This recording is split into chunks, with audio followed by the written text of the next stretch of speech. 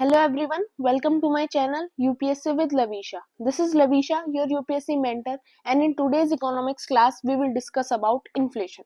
अगर आपने मेरी प्रीवियस क्लासेस को देखा होगा तो आपको ये टॉपिक बहुत इजी लगने वाला है, और नहीं भी देखा है तो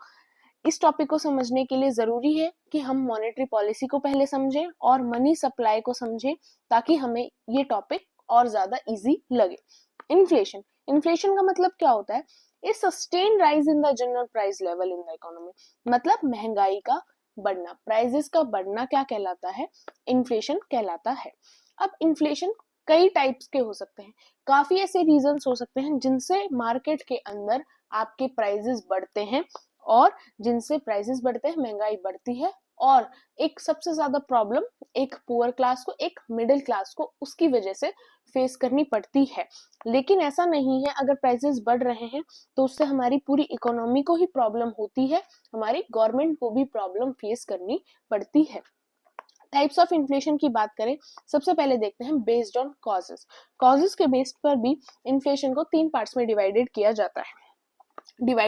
है। फर्स्ट है आपका डिमांड पुल इन्फ्लेशन। इसके अंदर क्या होता है कि जब डिमांड ज्यादा हो और उस चीज की सप्लाई कम हो तो प्राइसेस ऑटोमेटिकली इंक्रीज हो जाएंगे। क्यों हो जाएंगे? बिकॉज उस चीज की डिमांड ज्यादा है लेकिन मार्केट में वो चीज अवेलेबल कम है, तो ऑटोमेटिकली, और लोगों के लिए वो चीज जरूरी भी है, तो प्राइसेस ज्यादा हो जाएंगे, और फिर नॉर्मली जो उन प्राइसेस को अफोर्ड कर पाएंगे वही उन चीजों को परचेज करेंगे।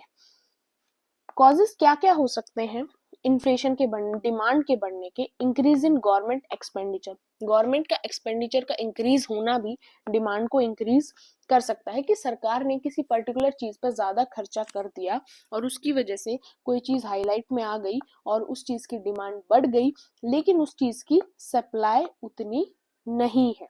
वहीं putting large money in the hands of public, कि पब्लिक के पास ज्यादा पैसा होना। बिकॉज अगर आपके पास ज्यादा पैसा होगा,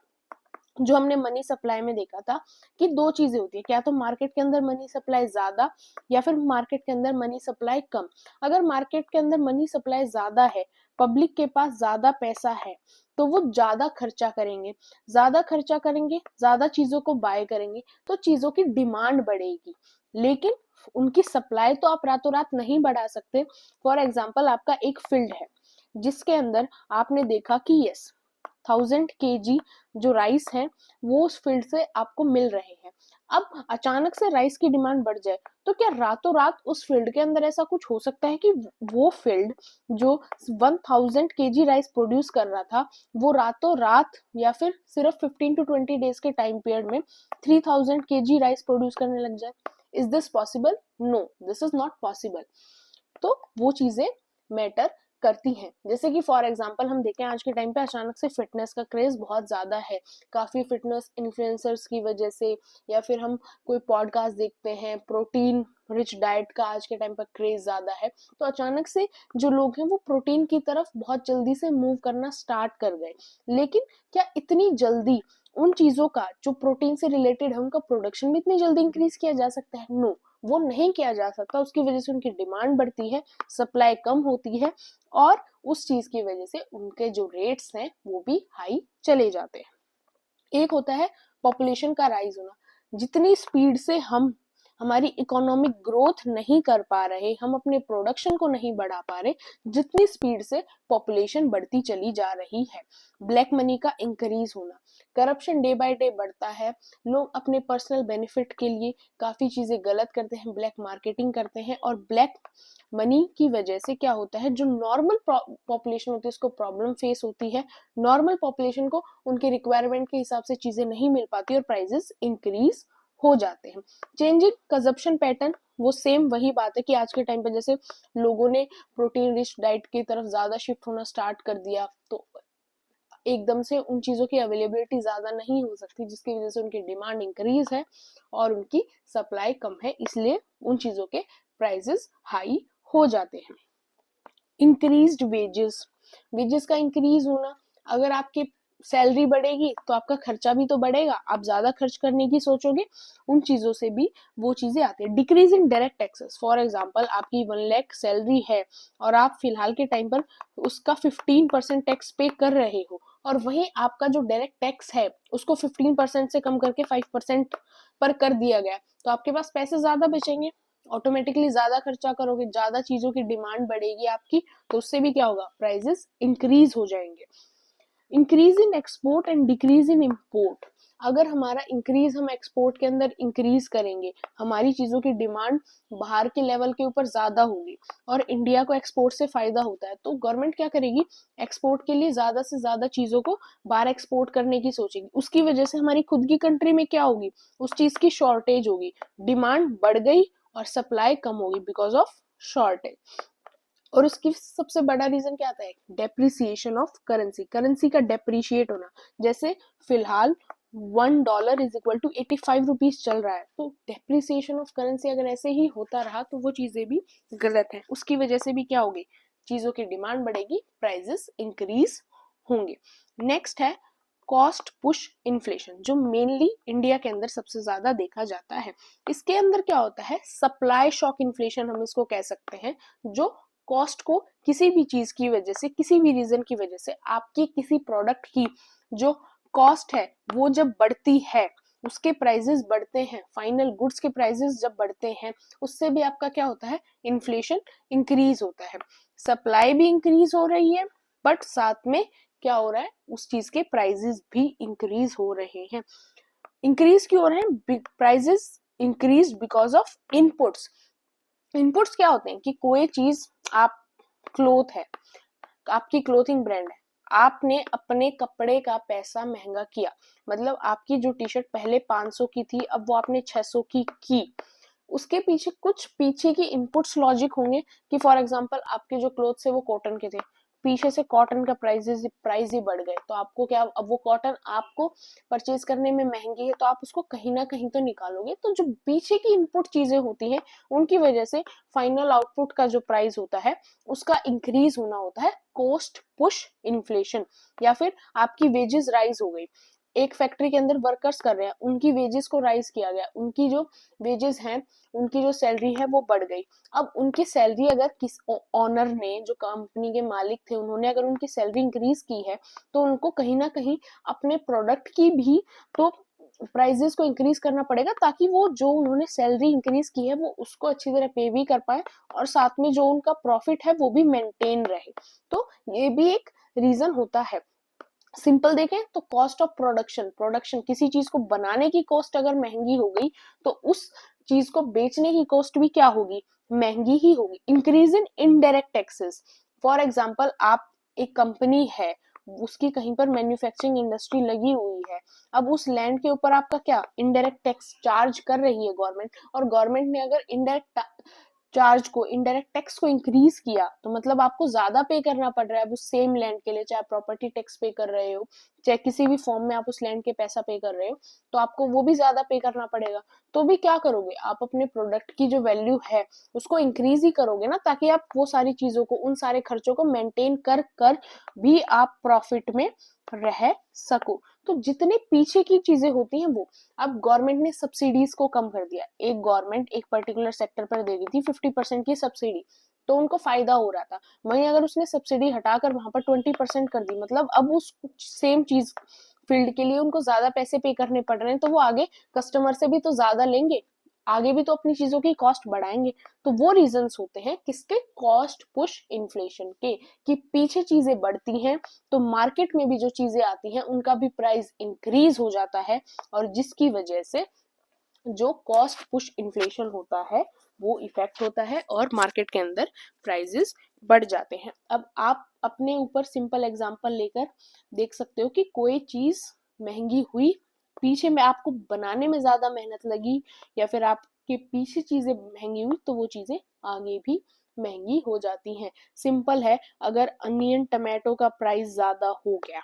तो सिंपल सी बात है, कोई भी फूड कार्ट के ऊपर आप जाते हो, वो आपको अगर बर्गर सर्व कर रहा है, वो बर्गर का प्राइस क्यों हाई नहीं करेगा, क्यों, बिकॉज उसको ऑनियन और टमाटो बहुत महंगे पड़ रहे हैं, तो वो चीजें रिकवर करने के लिए वो बर्गर के प्राइस भी तो हाई करेगा ही ना। तो सेम चीज है, ये होता है कॉस्ट पुश इन्फ्लेशन, जब पीछे चीजें महंगी होती हैं उसकी वजह से आगे चीजें महंगी होना। स्ट्रक्चरल इन्फ्लेशन क्या होता है, इसको हम बॉटल नेक इन्फ्लेशन भी कहते हैं, जिसके अंदर हम इंटेंशनली ना गवर्नमेंट की वजह से ना किसी और रीजन की वजह से पीछे प्राइजेस हाई होने की वजह से नहीं होता। जब प्राइजेस हाई होते हैं due to any structural thing, कि अचानक से अब रोड है, रोड बनाए थे पर रोड टूट गए, अचानक से कहीं पर इलेक्ट्रिसिटी की प्रॉब्लम है, वाटर की प्रॉब्लम है, जिसकी वजह से वहां पर चीजें मुश्किल हो रही हैं। या फिर एक फार्मर है, अचानक से बारिश ज्यादा आ गई जिसके ऊपर ना गवर्नमेंट का कंट्रोल है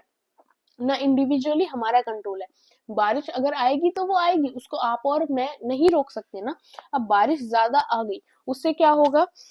क्रॉप खराब हो गई, क्रॉप खराब हो गई तो उस पर्टिकुलर क्रॉप की जो भी क्रॉप खराब हुई, फॉर एग्जांपल मान लो आपकी राइस की क्रॉप खराब हो गई, बट राइस एक नेसेसिटी है। अगर आप देखोगे नॉर्थ इंडिया में देखो चाहे साउथ इंडिया में देखो, राइस इंडिया की नेसेसिटी, एक नेसेसिटी फूड एलिमेंट है, कि इसके बिना लोगों का काम नहीं चल सकता। तो अब राइस और प्रोडक्शन राइस का कम हो गया ड्यू टू मॉनसून, तो राइस के प्राइस क्या होंगे, इंक्रीज हो जाएंगे। लेकिन वो इंटेंशनली तो इंक्रीज नहीं हुए ना, गवर्नमेंट ने कोई प्लानिंग प्लॉटिंग नहीं की थी राइस के, कि हमें राइस के जो प्राइसेस है उनको इंक्रीज करना है ना, फार्मर्स की कोई प्लानिंग प्लॉटिंग थी, बट वो एक कंडीशन हो गई कि मॉनसून ज्यादा आ गया, अब क्रॉप प्रोडक्शन कम है, तो प्राइसेस उस चीज के इंक्रीज हो जाएंगे। तो सम टाइम क्या होता है कि कुछ स्ट्रक्चरल चेंजेस की वजह से भी क्या होता है, प्राइसेस इंक्रीज हो जाते हैं, इन्फ्लेशन इंक्रीज हो जाता है। दूसरा टाइप्स होते हैं इन्फ्लेशन के, जब हम रेट ऑफ इन्फ्लेशन को देखते हैं, कि अगर आपकी इकोनॉमी के अंदर 1% से लेकर 5% तक का इन्फ्लेशन देखा जा रहा है, तो उसको समटाइम्स तो क्या होता है कि हमारी जैसे ग्रोइंग इकोनॉमी है इंडिया की, तो हम उस चीज को नेग्लेक्ट ही कर देते हैं और उसको क्या कहते हैं, क्रीपिंग इन्फ्लेशन कहते हैं, कि ये तो नॉर्मल है, 5% तक है तो वो नॉर्मल माना जाता है और उसको हम मैक्सिमम टाइम इग्नोर ही कर देते हैं। वहीं ट्रोटिंग इन्फ्लेशन क्या होता है, जब इन्फ्लेशन 5% से ज्यादा हो जाए, 10% से कम रहे, उसको ट्रोटिंग इन्फ्लेशन कहते हैं, कि यस अब थोड़ा ध्यान देने की जरूरत है, अगर अब ध्यान नहीं दिया तो ये 10% से भी इंक्रीज कर जाएगा और फिर इकोनॉमी को बहुत ज्यादा खतरा हो जाएगा, इकोनॉमी हमारी खराब हो जाएगी। वही हाइपर इन्फ्लेशन क्या होता है कि कुछ ही महीनों के अंदर 50% से ज्यादा इन्फ्लेशन बढ़ गया, 50% से ज्यादा महंगाई बढ़ गई, तो वो कंडीशन क्या होती है, उस कंडीशन में आपकी करेंसी की वैल्यू भी चली जाएगी और बहुत शॉर्ट स्पेन में आपकी जो इकोनॉमी है वो भी क्रैश कर जाएगी अगर उस चीज को नहीं रोका गया। तो जैसे कि आप आज के टाइम पर पाकिस्तान के हालात देखते हैं, तो वो चीजें यही है कि इन्फ्लेशन बढ़ता गया, उन्होंने टाइम पर ध्यान नहीं दिया और चीजें ये हो गई। आप यहाँ पर जिम्बाब्वे का एग्जांपल भी ले सकते हैं, वहां पर भी कुछ टाइम पीरियड पहले ये सेम सिचुएशन हुई थी। अब देखते हैं इन्फ्लेशन के क्या क्या इम्पैक्ट आते हैं। पहला इम्पैक्ट आता है, सम ऑफ द सेक्टर्स के अंदर रिसेशन आ जाता है, बिकॉज आप सभी चीजों को महंगाई के अंदर नहीं खरीदते। For example tomato, onion, rice, wheat, ये ऐसी नेसेसिटी चीजें हैं, सॉल्ट मान लो, सॉल्ट हो गया, चिली हो गया, ये ऐसी इंपॉर्टेंट चीजें कितनी ही महंगी हो जाए हमें खरीदनी पड़ेंगी, बिकॉज ये हमारी फूड की नेसेसिटी है। वहीं अगर सपोज करो कोई एक पर्टिकुलर क्लोथिंग ब्रांड है, वो अपने प्राइसेस इंक्रीज कर दे, तो आप क्या सोचोगे, ठीक है लेट्स स्किप दिस ब्रांड और हम किसी और उससे कपड़े ले लेंगे। या फिर अब अगर हम राइस टमाटो को छोड़ दे और हम सोचें कि आपका करेला है, करेला है, गॉड, उसकी अगर प्राइसेस बढ़ जाए, अगर करेले के प्राइसेस बहुत ज्यादा हाई पर चले जाए, तो आप क्या सोचोगे, एक नॉर्मल फैमिली में क्या सोचा जाता है, लेट्स स्किप करेला, करेला के बिना तो ऐसा नहीं है आपके खाना बिगड़ जाएगा या फिर आप खाए बिना नहीं रह सकते, तो उस चीज में क्या सोचोगे कि यस ठीक है, अगर बढ़ गए तो जब प्राइसेस कम होंगे, जब करेला खाया जाएगा, जब तक इसके प्राइसेस हाई है हमें करेला नहीं खरीदना। तो उसकी वजह से क्या होता है कि जब प्राइसेस बढ़ते हैं तो कुछ सर्टेन गुड्स होते हैं जिनके प्राइसेस बढ़ते हैं बट उनकी डिमांड गिर जाती है, बिकॉज वो एक नेसेसिटी नहीं है। 90% ऑफ इंडिया पॉपुलेशन की वो नेसेसिटी नहीं है, वो उन चीजों को खरीदे बिना भी अपना काम अच्छी तरह चला सकते हैं, तो उन चीजों के अंदर रिसेशन आता है जिनसे उनकी ग्रोथ कम होती है, और किसी भी सेक्टर की ग्रोथ कम हो कंट्री की इकोनॉमी पर तो इम्पैक्ट पड़ता ही है। Adversely impacts the ways earners. अब वेजेस हर महीने नहीं बढ़ाई जाती, सैलरी आपकी हर महीने इंक्रीज नहीं होती, बट प्राइसेस अचानक से इंक्रीज हो जाते हैं, हमें पता भी नहीं चलता। उस केस में काफी प्रॉब्लम होती है, बिकॉज वेजेस की जो वर्कर्स है उनकी परचेजिंग पावर कम हो जाती है, बिकॉज उनकी सैलरी सेम है, प्राइसेस हाई हो गए, वो कैसे खरीदेंगे। प्रोडक्शन पैटर्न के अंदर भी काफी चेंजमेंट आता है। लोग सोचते हैं कि ये पर्टिकुलर चीजों से वो दूसरी चीजों पर शिफ्ट हो जाते हैं ताकि वो प्रॉफिट में रहे, प्राइसेस हाई की वजह से उनकी चीजों के ऊपर प्रॉब्लम में ना आए। और क्या होता है, ग्रोथ के ऊपर काफी इम्पैक्ट होता है, बिकॉज हमने जब मॉनेटरी पॉलिसी का लेक्चर देखा था, हमने उसमें देखा था कि इन्फ्लेशन को रोकने के लिए क्या करते हैं, जो बैंक होते हैं वो इंटरेस्ट रेट को बढ़ा देते हैं। ऊपर से आरबीआई का ऑर्डर आता है और वो इंटरेस्ट रेट को बढ़ा देते हैं। अब आप लोन लेना कहाँ से कब प्रेफर करोगे, जब इंटरेस्ट रेट कम होगा, तो आप लोन लोगे नहीं, आपकी जो ग्रोथ है वो वहां पर रुक जाएगी। आपकी ग्रोथ रुकेगी तो अल्टीमेटली इकोनॉमी की ग्रोथ भी रुक जाएगी।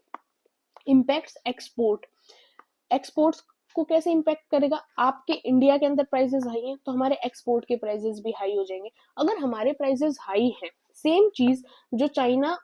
प्रोवाइड कर रहा है वर्ल्ड मार्केट में, और चाइना के प्राइसेस कम है, तो सब किसको, चाइना के प्रोडक्ट्स को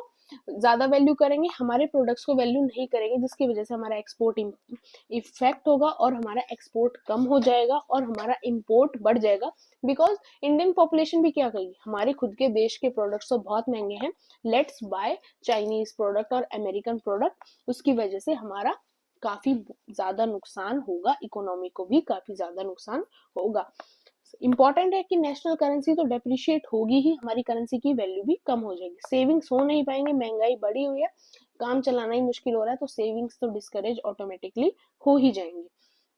अनइक्वल डिस्ट्रीब्यूशन हो जाएगा, जो गरीब थे वो उस महंगाई की वजह से और गरीब होते चले जाएंगे, जो ब्लैक मार्केटिंग करते थे उनकी इनकम और बढ़ती चली जाएगी, कंट्री के अंदर करप्शन ज्यादा होने लग जाएगा, फिस्कल डेफिसिट भी बढ़ जाएगा। वैसे तो हम ब्रीफली फिस्कल डेफिसिट को बाद में करेंगे, यहाँ हम सिर्फ ये देखेंगे कि अब गवर्नमेंट, महंगाई बढ़ी हुई है तो गवर्नमेंट ने जो पहले प्रोजेक्ट 500 करोड़ में सोचा होगा, अब वो 500 की जगह 700 करोड़ में कंप्लीट होगा, तो गवर्नमेंट के फाइनेंसेस पे भी फर्क आएगा, गवर्नमेंट को भी दूसरी कंट्री से, वर्ल्ड बैंक से, आईएमएफ से कहीं ना कहीं से पैसे उधार लेने पड़ेंगे, तो गवर्नमेंट के ऊपर भी डेप्ट बढ़ेगी, जिससे कि गवर्नमेंट की बोरोइंग्स भी ज्यादा बढ़ जाएंगी, वो भी एक कंट्री के लिए ज्यादा अच्छा नहीं है। अब मेजर्स क्या क्या है इन्फ्लेशन को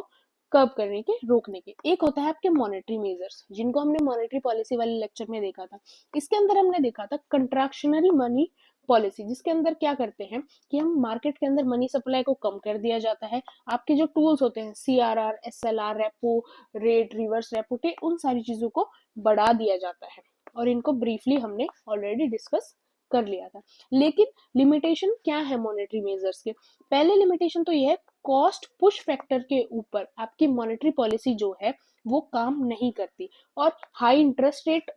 अब कंट्रैक्शनरी मनी पॉलिसी के अंदर क्या करते हो, इंटरेस्ट रेट को बढ़ा देते हो, इंटरेस्ट रेट बढ़ता है तो उससे क्या होती है, ग्रोथ हमारी कम हो जाती है। और अब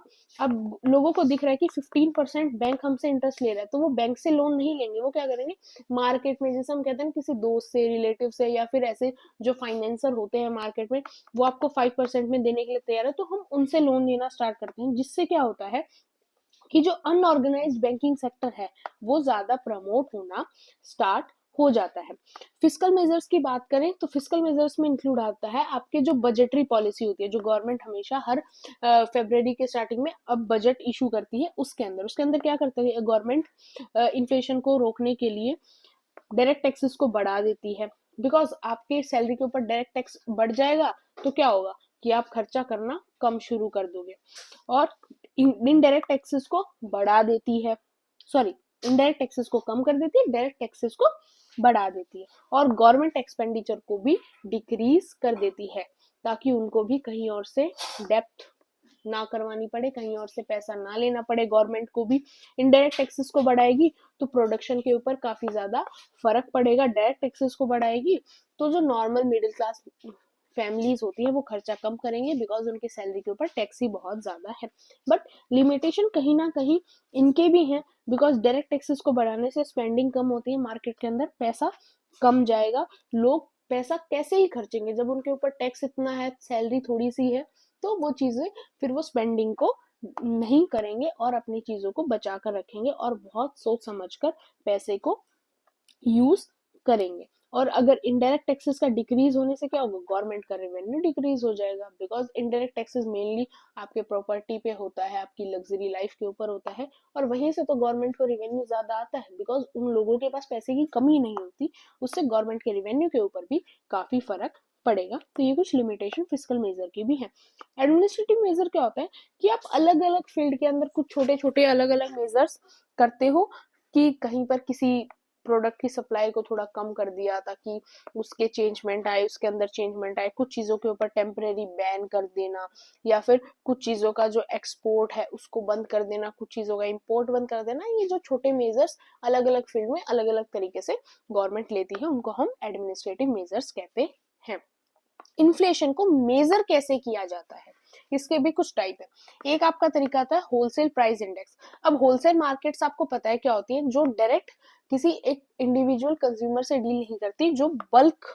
में प्रोडक्ट्स की डीलिंग करती हैं कि फैक्ट्री से कोई भी प्रोडक्ट बन के कहाँ आता है, होलसेल मार्केट में आता है। होलसेल मार्केट से जो अलग अलग शॉपकीपर्स होते हैं वो बल्क में सामान उठाते हैं, फिर अपनी शॉप्स पर लेके जाते हैं और हम फिर शॉप से इंडिविजुअली चीजों को परचेज करते हैं। तो जो होलसेल प्राइस इंडेक्स होता है वो भी एक तरीका होता है इन्फ्लेशन को मेजर करने का, जिसके अंदर सभी आर्टिकल्स को अलग अलग डिवाइड किया जाता है। प्राइमरी आर्टिकल्स को अलग, फ्यूल एंड पावर को अलग, मैन्युफैक्चर्ड प्रोडक्ट्स को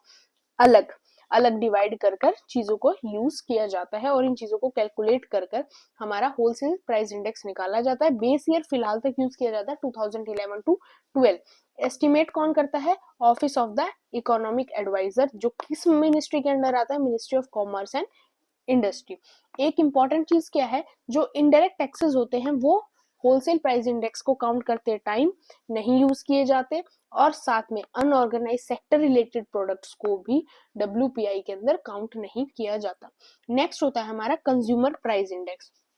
कंज्यूमर प्राइस इंडेक्स क्या होगा कि जिस प्राइस के ऊपर एक कंज्यूमर को, जिस प्राइस के ऊपर आपको या मुझे मार्केट में जाने पर कोई चीज मिल रही है, उस प्राइस को कैलकुलेट करना क्या होगा, कंज्यूमर प्राइस इंडेक्स होगा। थोड़ा इजी लगे इसलिए जो CPI उसको 4 पार्ट्स में डिवाइड कर दिया जाता है ताकि अलग अलग अच्छी तरीके से गवर्नमेंट जो है वो कैलकुलेट कर पाए। जैसे आपका CPI इंडस्ट्रियल वर्कर्स को अलग से काउंट कर लेती है, अर्बन के अंदर जो नॉन मैनुअल एम्प्लॉयज है उनको अलग से काउंट कर लेती है, रूरल वर्कर्स को काउंट कर लेती है, एग्रीकल्चर लेबर्स को काउंट कर लेती है। इस तरह से सारे पोर्शन जो है वो कवर अप हो जाते हैं। नेक्स्ट है inflation measurement based on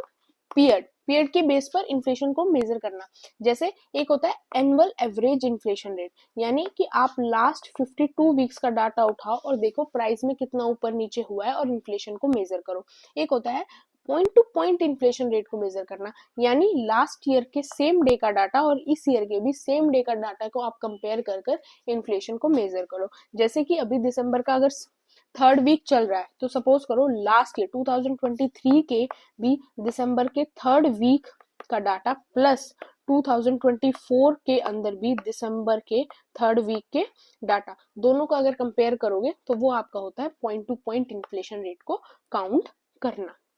GDP deflator हमने ऑलरेडी हमारी सेकंड क्लास के अंदर कर लिया था। इसके अंदर कुछ नहीं है कि सिर्फ आपका जो नॉमिनल जीडीपी होता है और जो रियल जीडीपी होता है दोनों को ऊपर नीचे कंपेयर करते हैं, जिससे हमें पता चल जाता है कि बेस ईयर से हमारे अब तक प्राइजेस के अंदर कितना डिफ्लेक्शन आता है, उसका हमें प्राइस बिहेवियर का आइडिया हो जाता है। प्रोड्यूसर प्राइस इंडेक्स क्या होता है कि हम लास्ट स्टेज ऑफ प्रोडक्शन तक प्राइसेस और कॉस्ट को काउंट करें कि यहाँ से चीज बननी शुरू हुई, यहाँ जाकर प्रोडक्ट कंप्लीट हुआ, तो इन सारी स्टेजेस के ऊपर कितना कितना प्राइसेस के अंदर इंक्रीज हुआ, उस हिसाब से जब हम चीजों को प्राइसेस को काउंट करते हैं। बस उसके अंदर हम कुछ कॉस्ट को ऐड नहीं करते, जैसे जो बीच में ट्रांसपोर्टेशन कॉस्ट और जो प्रॉफिट मार्जिन की चीजें होती है उनको काउंट नहीं करना है। सिर्फ आपको क्या काउंट करना है, वीट था, वीट से आटा बनने पर इतनी कॉस्ट एड ऑन हो गई, उससे फिर आगे बिस्किट बनने पर इतनी कॉस्ट ऐड ऑन, सिर्फ उन चीजों को ऐड करना है। अब वीट को जब आटा बनाने के लिए फैक्ट्री में लेके गया होगा तो ट्रांसपोर्टेशन कॉस्ट क्या आई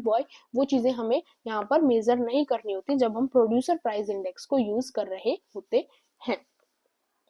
अब कुछ इंपॉर्टेंट टर्म्स जो इन्फ्लेशन से ही रिलेटेड है। एक आपकी होती है डिसइन्फ्लेशन। डिसइन्फ्लेशन किसी भी कंट्री की इच्छा होती है। डिसइन्फ्लेशन के अंदर क्या होता है कि महंगाई कम भी हो गई बिना किसी बुरे इम्पैक्ट के, कि आपकी नेशनल इनकम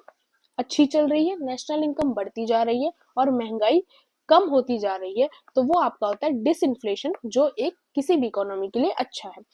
डिफ्लेशन क्या होता है कि प्राइजेस गिरते ही जा रहे हैं। प्राइजेस का एक लेवल से ज्यादा गिरना भी अच्छा नहीं है। सपोज हम सोचें कि आज गोल्ड का रेट 75,000 पर ग्राम है, तो हम सोचें कि 75,000 पर 10 ग्राम है, तो हम सोचे कि नहीं ये कम हो जाए, तो कम थोड़ा बहुत, अगर वो 75 से 70 तक आ रहा है दैट इज ओके। बट अगर वो 75 से सीधा आप सोचो ना 40,000 तक आ जाए, वो ओके है नहीं। आप एज अ मिडिल क्लास आप फैमिली सोचोगे कि ये सब हम गोल्ड बाय कर सकते हैं, ये तो अच्छा है, बट वो इकोनॉमी के लिए बहुत वर्स्ट है। उस तरीके से तो हमारी इकोनॉमी, हमारी चीजों की वैल्यू, सारी चीजें खत्म होती चली जाएंगी और एक रिसेशन की सिचुएशन आ जाएगी। रिफ्लेशन क्या होता है कि आपकी जो इकोनॉमी है वो बिल्कुल खत्म हो गई, कंप्लीटली इकोनॉमी आपकी डिस्ट्रॉय हो चुकी है, डिप्रेशन आ चुका है, और अब कम जो आपकी इकोनॉमी दोबारा से धीरे धीरे धीरे धीरे धीरे धीरे कर रिकवर होना स्टार्ट कर रही है। आप दोबारा ट्रैक पर आना स्टार्ट कर रहे हो, और ट्रैक पे ऐसा नहीं है रिसेशन और डिप्रेशन से आप एक महीने के अंदर आ सकते हो, आपको साल से ऊपर उस चीजों से रिकवर होने में किसी भी इकोनॉमी को लगता है, उसको कहते हैं रिफ्लेशन। इन्फ्लेशनरी गैप क्या होता है कि देखो किसी कभी कभी क्या होता है, एक सिचुएशन होती है जिसके अंदर जो डिमांड होती है वो प्रोडक्टिव कैपेसिटी से ज्यादा हो जाती है, और जिसके अंदर फुल एम्प्लॉयमेंट के साथ आपकी चीजें जो हैं वो ग्रो भी कर रही हैं, सप्लाई अपनी साइड से बेस्ट है, बट फिर भी चीजें क्या होती हैं, डिमांड ज्यादा बढ़ जाती है। सपोज करो एक दिन के अंदर पॉपुलेशन ज्यादा बढ़ गई, एक दिन के अंदर प्रोडक्शन तो नहीं बढ़ा सकते, गवर्नमेंट अपना बेस्ट भी कर ले तो भी सभी को फुलफिल करने लायक चीजें वो 2 दिन के अंदर क्रिएट नहीं कर सकती। उस पर क्या होता है कि आपकी कैपेसिटी जितनी थी उतना आप प्रोड्यूस कर रहे हो, बट फिर भी आप डिमांड को फुलफिल नहीं कर पा रहे। तो उस जैसे कि कोरोना के टाइम पीरियड पे हुआ था, अचानक से सैनिटाइजर्स की जो नीड थी वो बढ़ गई, अचानक से मास्क की नीड थी वो आ गई। उससे पहले तो इंडिया के अंदर ऐसा कुछ नहीं होता था, तो उस केस में क्या हुआ, अचानक से डिमांड तो 2 दिन में बढ़ गई। पर क्या 2 दिन में क्या आप नई सैनिटाइजर कंपनी खड़ी कर दोगी, या जो सैनिटाइजर कंपनी जो सिर्फ एक स्मॉल अमाउंट ऑफ प्रोडक्शन करती थी, बिकॉज इतना ही इंडिया के अंदर सैनिटाइजर्स का यूज होता था, तो क्या वो 2 दिन के अंदर प्रोडक्शन को बढ़ा सकती है? नहीं। उस केस में क्या है कि वो अपनी फुल कैपेसिटी तो यूज कर रहे हैं, बट फिर भी वो डिमांड को फुलफिल नहीं कर पा रहे, जिससे प्राइसेस बढ़ गए। जैसे कोरोना के टाइम पर सैनिटाइजर्स बहुत महंगे हो गए थे, मास्क बहुत महंगे थे, उसको हम कहते हैं इन्फ्लेशनरी गैप। डिफ्लेशनरी गैप क्या होता है, जो किसको लेड करता है, डिफ्लेशन को, और जिससे फिर अल्टीमेटली रिसेशन आने की सिचुएशन बनती है। अब इतना रिसेशन सुन लिया तो ये भी देख लेते हैं रिसेशन है क्या। रिसेशन होता है कि आप 2 सक्सेसिव क्वार्टर आपका 4 महीने का होता है, मान लो कि पिछले 8 महीने से अगर कंट्री की ग्रोथ नेगेटिव में चल रही है, आपका जीडीपी नेगेटिव में चल रहा है, मतलब समझ लो रिसेशन की सिचुएशन आ गई है, इकोनॉमी की हालत बहुत टाइट है। वहीं डिप्रेशन क्या होता है, जब रिसेशन को भी इकोनॉमी क्रॉस कर दे, 2 क्वार्टर से ज्यादा भी जीडीपी नेगेटिव में चली जाए, आपकी 10% से भी ज्यादा जीडीपी गिर जाए,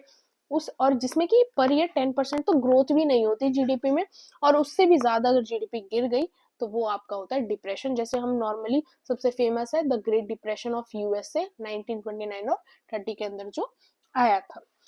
इन्फ्लेशन स्पाइरल क्या होता है कि देखो एक चीज हमने देखी इन्फ्लेशन के इम्पैक्ट में कि वेजेस तो कांस्टेंट रह जाती हैं और प्राइसेस बढ़ जाते हैं, वो एक नेगेटिव चीज होगी। इन्फ्लेशन स्पाइरल होता है कि वेजेस भी बढ़ रही हैं और प्राइसेस भी बढ़ रहे हैं, और एक बैलेंस आपको दिख रहा है कि जितने प्राइसेस के अंदर इंक्रीज हो रहा है उतना लोगों की सैलरी के अंदर, लोगों की वेजेस के अंदर, वर्कर्स की वेजेस के अंदर भी इंक्रीज हो रहा है, तो उसको हम इन्फ्लेशन स्पाइरल कहते हैं, जिसको हम वेज प्राइस स्पाइरल भी कह सकते हैं, दोनों का ही इंक्रीज होना।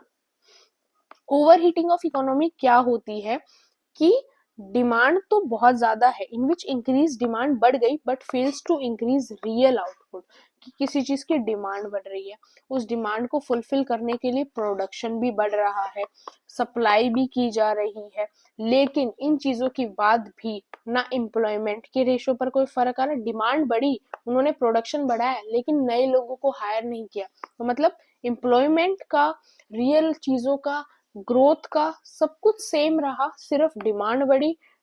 बढ़ी और साथ में उससे सप्लाई बढ़ाई गई, बट अदर एक्सपेक्ट के ऊपर कोई भी डिफरेंस को ना आना कहते हैं over heating of economy. Suppressed और रिप्रेस्ड इन्फ्लेशन क्या होता है, डिमांड ज्यादा है, सप्लाई कम है, लेकिन फिर भी गवर्नमेंट किसी ना किसी तरीके से प्राइजेस को इंक्रीज नहीं होने देती, प्राइजेस को कंट्रोल कर लेती है, रेगुलेट कर लेती है काफी मेजर्स अपना कर, तो उसको कहते हैं इन्फ्लेशन को रिप्रेस्ड कर देना, सप्रेस्ड कर देना, कि उन्होंने प्राइजेस को डिमांड बढ़ने के बाद भी उन्होंने प्राइजेस को नहीं बढ़ने दिया।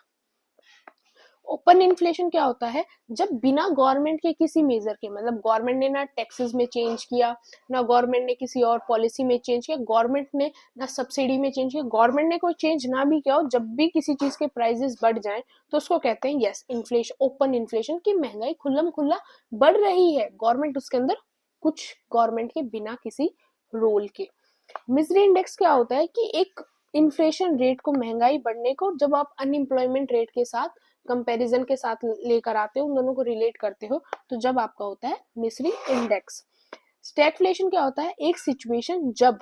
आपकी जो सिचुएशन है वो किसकी है, हाई इन्फ्लेशन की सिचुएशन है, और इन्फ्लेशन के साथ साथ कंट्री के अंदर अनएम्प्लॉयमेंट भी बढ़ती जा रही होती है। रिसेशन की सिचुएशन भी आने वाली है, आई नहीं है रिसेशन की सिचुएशन पर आने वाली हो, और इन्फ्लेशन के बढ़ने के साथ अनएम्प्लॉयमेंट भी बढ़ रही हो, तो उसको कहा जाता है स्टैगफ्लेशन।